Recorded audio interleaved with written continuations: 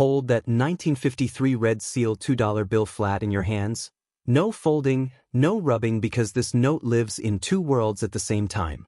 In one world, it's just $2. In the other world, it's a collector note with Thomas Jefferson, Monticello, and a red seal that instantly tells experts, this is a classic US note era. Now here's the truth that keeps people watching. Most 1953 red seal $2 bills are not rare by date. But the right condition, the right serial number, and the right printing mistake can push the value far beyond face value. Before any prices, one rule: never clean it. Cleaning, pressing, or fixing paper money usually lowers value. Now let's place the money in the center, clear, simple, and honest. The value board, 1953 red seal $2. Low grade / heavy wear, about $5 to $10. Normal circulated, about $5 to $20. Fine or better, presentable look, around $10. Uncirculated, crisp, no folds, around $25. Certified higher grades, collector quality, often $19 to $118 in real sales history. High grade, superb gem, example 67 ppq, around $240. Star note, in circulated grade, often $5 to $50. Star note in gem condition, example 66 ppq, around $175. Error misprint notes, big visible mistakes can jump into hundreds. Example, a dramatic butterfly fold error, 1953 $2 graded PMG XF 40 sold for $456. Auction bundles can boost value.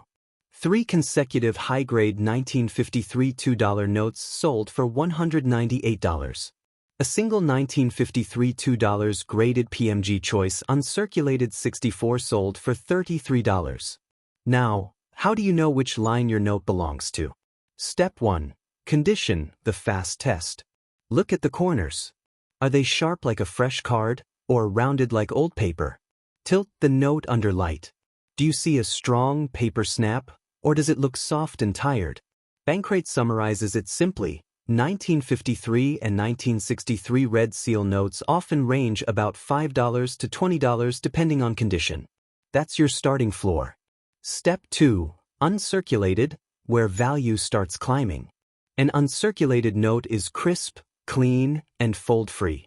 Dealers commonly list uncirculated 1953 red seals around $25, and high-grade certified notes rise from there.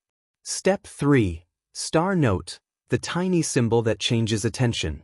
Now check the serial number. If it ends with a star, that's a replacement note.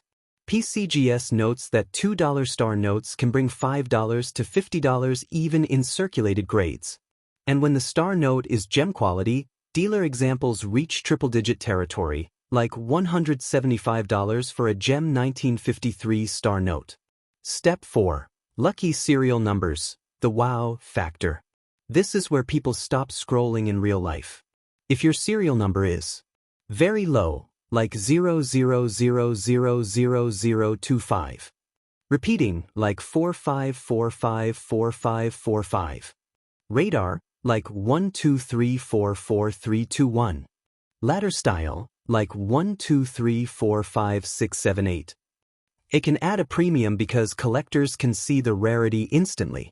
Bankrate also points out that special serial numbers can create big jumps in demand. Step 5. Errors, misprints, and double printing.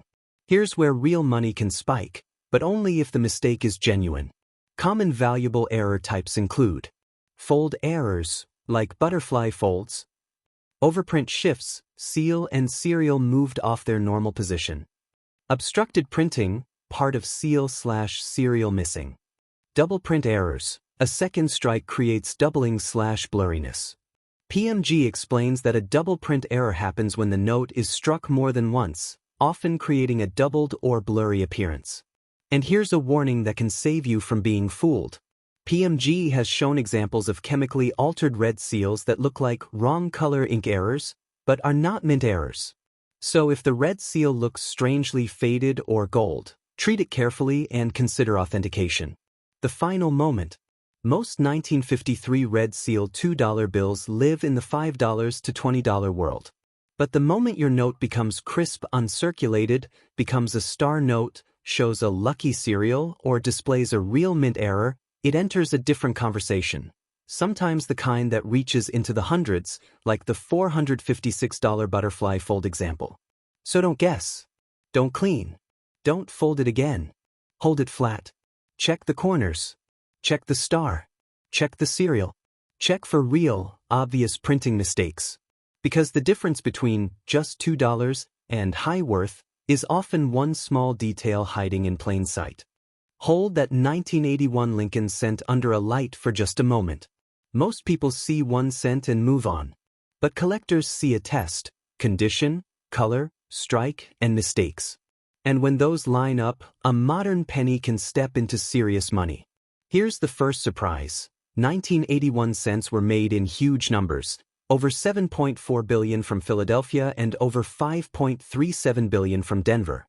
That means most 1981 pennies are common. So the date alone won't make you rich. The right version does. Now listen closely, because this is the worth ladder collectors use. Worth ladder, 1981 Lincoln cent. Circulated, worn, brown, scratches usually 1 cent to 10 cents. Nice circulated, still sharp, cleaner surfaces about 10 cents to $1. Uncirculated, no wear, bright red-brown or red about $1 to $20 depending on how clean and bright it is. Certified MS-67 red, top collector quality, often $100 to $700 plus. Grade and I appeal decide. High-grade MS-68 red, elite level can reach 4 figures. The auction record shown for a 1981 MS-68 RD is $3,000.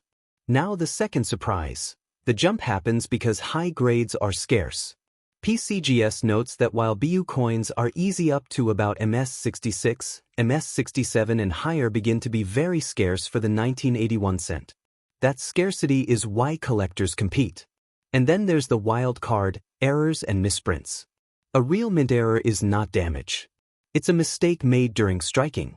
The most searched errors include off-center strikes, clipped planchets, strong die cracks, and major doubling. For clipped planchets, many examples sell around $5 to $50, while bigger, dramatic clips can push $75 to $200 plus depending on how bold the error is. So if you have a 1981 cent, here's your fast test. Check the color, bright red is better. Check the surface, few marks. Check the strike, sharp letters and clean design. Then check for anything clearly wrong in a mint-made way. Most will stay 1 cent.